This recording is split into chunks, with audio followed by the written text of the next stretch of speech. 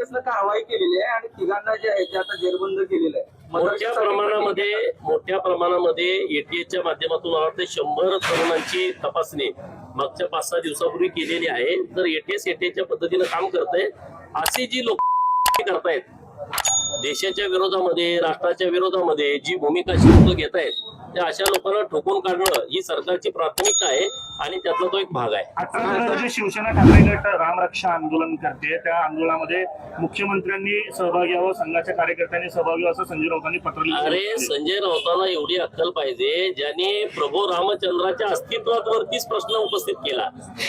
त्या काँग्रेसवाल्यांच्या सोबत, त्या राष्ट्रवादीवाल्यांच्या सोबत मांडीला मांडी लावून बसणं, सरकार स्थापन करणं आणि आता तुम्हाला राम आठवायला लागला काय? म्हणजे ज्यांनी अस्तित्वच मान्य केलं नाही, ज्यांच्या अस्तित्वावरती प्रश्नचिन्ह निर्माण केला त्यांच्या सोबत बसायचं आणि आता मग हे असली आंदोलन करायचं. लोक सगळं बघतायत. लोकांना तुमची भूमिका काय आहे किंवा प्रभू रामचंद्राच्या बद्दलची तुमची बदललेली भूमिका ही लोकांनी अनुभवलेली आहे. त्यामुळं राऊत काय बोलतायत त्याला फार काय महत्व आहे असं मला वाटत नाही. मंत्री धर्मेंद्र प्रधान यांनी राजीनामा द्यावा यासाठी जंतर मंतरवर गेल्या 18 दिवसापासून अन्नत्याग आंदोलन जे आहे ते सामाजिक कार्यकर्ते सोनम वांगचूक करतायत. त्यांची प्रकृती जी आहे ती खालावत चाललेली आहे. कुणी काय आंदोलन करावं, लोकशाहीनं प्रत्येकाला अधिकार दिलाय. कुणी उपोषण करावं, कुणी मोर्चे करावं, कुणी जेल भरू करावं, हे प्रत्येकाला अधिकार दिलेला आहे. त्या अधिकारातून ते आंदोलन करत असतील. वरिष्ठ त्याबद्दलची दखल घेतील. आमिर खान 3 लग्न केलेले आहेत, मात्र जे अयोध्येतील एक पीठाधीश आहेत त्यांनी असा फरमान काढलेला आहे की जो आमिर खानना मारे त्याला 5 कोटी रुपयाचा इनाम. कोणी पीठासन अधिकाऱ्याने मुळामध्ये राग येणारीच बाब आहे. आमिर खानने 3 लग्न केली आणि तिन्ही हिंदू महिलांच्या सोबतच केलेले आहेत. म्हणजे आमिर खानचा जो अजेंडा आहे तो अजेंडा ठरवून चाललेला आहे. परवा आमचे माननीय मंत्री नितेश राणे साहेब बोलले की लव्ह जिहादचे ब्रँड अँबॅसिडर आहेत आणि तसाच हा प्रकार आहे. म्हणजे काही लोक यांना फॉलो करतात तर त्या लोकांनी अशा पद्धतीनं करावं अशी त्यांची एकंदरीत भावना दिसते आणि त्यामुळं याबद्दल हिंदू धर्मीयांच्या मध्ये मोठ्या प्रमाणात राग या संदर्भात मध्ये उत्पन्न झालेला आहे. त्यामुळे लोक अशा पद्धतीनं त्यांच्या भूमिका मांडतात. राज ठाकरेंनी देखील उपस्थिती दर्शवलेली हा योगायोग म्हणावा. नाही ते त्यांना जाऊन विचारा. योगायोग होता की ते आवर्जून गेले होते ते मी कसं सांगू. विधान परिषदेचे उपसभापती आहेत सचिन आहेत, त्यांना बंगल्याऐवजी फ्लॅट दिलाय. त्यामुळे महायुतीमध्ये आता कुठेतरी वादाची खिंडी जी आहे ती पडताना दिसते. बंगल्यावर शासकीय बंगल्याची वाटपावर नाही हे काय करतील आमचे ज्यांच्याकडे हा अधिकार आहे ते करत असते. आता आम्हाला आमदार निवास राहिला नाही म्हणून काय आता म्हणून आमदार निवास पाडल्यामुळं असे असंख्य आमदार आहेत की ज्यांना स्वतःला आमदार निवास नाही. कार्यकर्त्याला तर आमची वेळ चालू होते.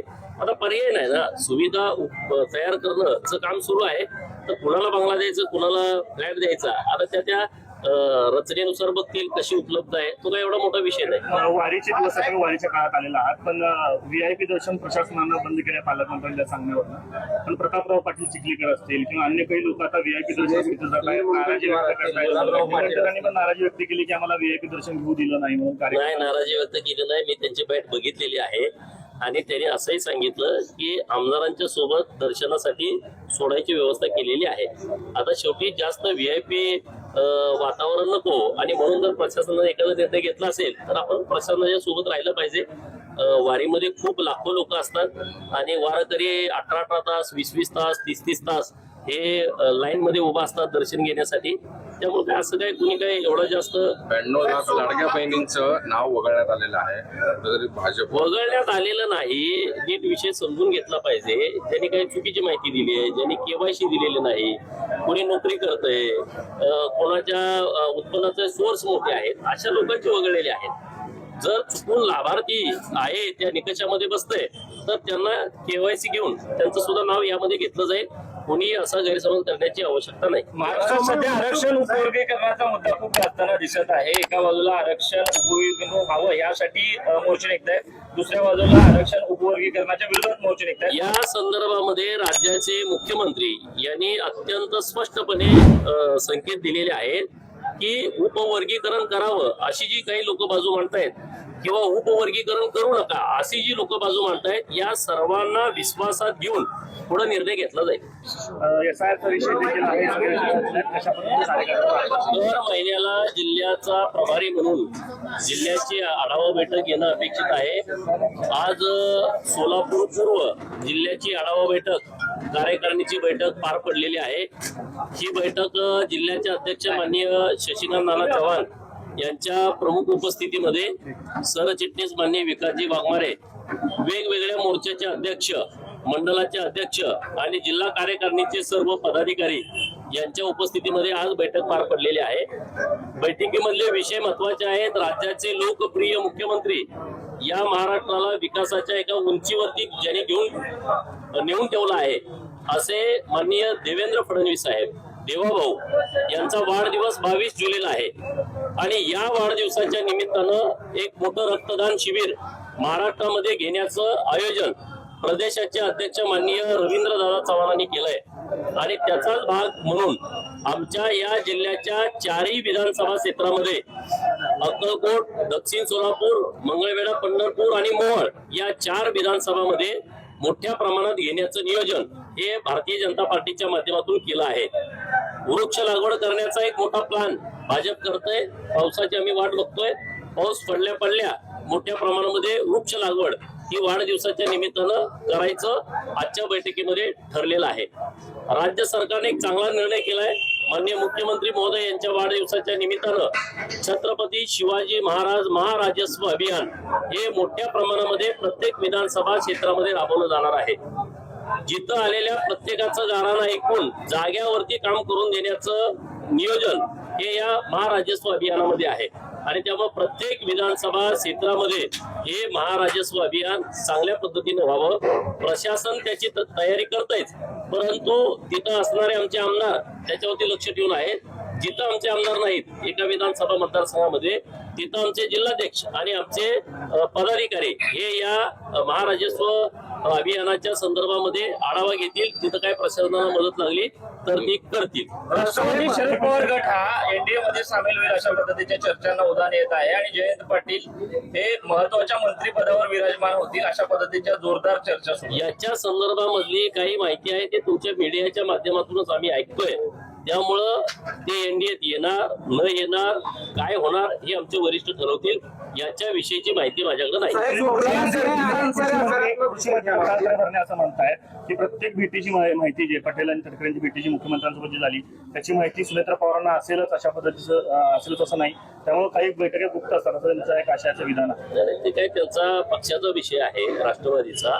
त्यामुळे राष्ट्रवादीची काय भूमिका आहे ते अधिकृतपणे ते मांडतील. जयंत पाटलांना मंत्रिपद मिळालं तर त्यांचं तुम्ही स्वागत कराल का मंत्रिपद? अरे मला माहित नाही त्यांना मंत्रिपद मिळणार की नाही मिळणार. त्यांना मंत्रिपद मिळालं नाही मिळालं त्याचं काय मला फरक पडत नाही. साहेब, मौलाना जर्जिस अन्सारी असे विधान करतात की श्रीकृष्ण हे मुसलमान होते आणि ते दिवसातून 5 वेळा नमाज पडायचे. त्याला मौलानाला आधी पहिला ठोकला पाहिजे, त्याला चांगला बडवला पाहिजे. त्यानं पहिला त्याचा डीएनए चेक केला पाहिजे.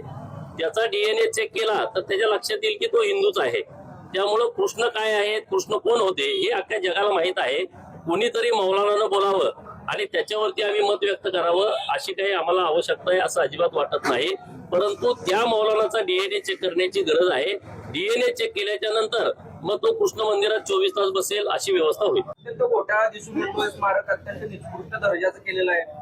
आपली सत्ता असताना त्याचं जे काम आहे ते दिलं होतं. आता घोटाळा झाला हे मी पहिल्यांदा तुमच्याकडून ऐकलं तर मी माननीय कुलगुरू सरांशी बोलून घेतो की नेमकी तिथं काय अडचण आहे. परंतु स्मारकाचं काम झालंय अशा पद्धतीचा त्यांचा मला फोन आला होता 2-3 वेळा आणि त्याचं उद्घाटन घ्यायचं आहे. तर त्यामध्ये तुम्ही काय आता भूमिका मांडली आहे ती मी नीट माहिती करून घेतो आणि त्याच्यावरती बोलतो. ज्या पद्धतीनं ते संत गतीनं काम सुरू असं म्हणताय. शर्मा अंडेंनी परवा सगळ्या अधिकाऱ्यांवरती त्याला सुपूर्दी द्यायची प्रार्थना केली.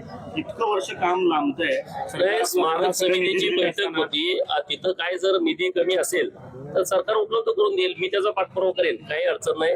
कुठलाही निधी अहिल्या देवींच्या स्मारकासाठी कमी पडणार नाही.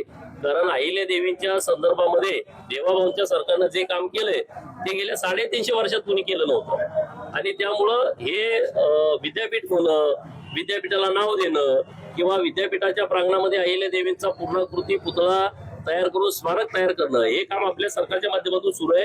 जर तिथं काही निधीची कमतरता असेल तर आम्ही निधी उपलब्ध करून देऊ, काही अडचण नाही. सोमन वाघच्या अवस्थाला पाठिंबा द्यावा असं ट्विट द्यायचे रोहित पवारांनी, काय सांगतो? रोहित पवारला आता दुसरा धंदाच उरला नाही. रोहित पवारचं भाषण तुम्ही ऐकलं नाही सभागृहामध्ये? मला आंदोलनामध्ये मी बसलो, मला मुख्यमंत्री महोदयाची भेट घालून देतो म्हणले, माझी भेट होईना. मला तिकडं समितीकडे जावं म्हणले, तिथं गेलो तर समितीची मुदत संपली म्हणले. आणि माननीय मुख्यमंत्री महोदयांना आम्ही सगळे सत्ताधारी आमदार भेटलो. माननीय मुख्यमंत्री महोदयांनी सभागृहात घोषणा केली आणि हे परत म्हणायला माझ्यामुळेच झालं. त्यामुळे आता काही सिरियस तुम्ही घेऊ नका हे प्रकरण. अर्थखात्यावरून राष्ट्रवादी ठाम आहे. राष्ट्रवादीच्या कार्यकर्त्यांनी किंवा नेत्यांकडून वारंवार सांगितलं जातं की अर्थखात्यावर कुणाचाही अधिकार नाही, तो आमचा राष्ट्रवादीचा अधिकार आहे. आता देखील माननीय मुख्यमंत्री महोदय अत्यंत सक्षम मुख्यमंत्री आपल्या महाराष्ट्राला मिळालेले आहेत, त्यामुळे ते सगळे काळजी घेतील. आपण चिंता करण्याची काहीच आवश्यकता नाही. जयंत पाटील अर्थमंत्री होतील अशी चर्चा खूप चालू आहे. तुम्हाला जयंत पाटलाची खूप काळजी लागली. तर माननीय मुख्यमंत्री महोदय त्यामुळं काहीतरी त्यांना आधार मिळेल तुमच्या आजच्या बोलण्याला. आजची जबाबदारी त्यांना शांत लागेल. गरजा हिंदुस्तान चॅनलला सबस्क्राईब करा आणि ताज्या घडामोडी जाणून घेण्यासाठी बेल आयकॉनवर प्रेस करा.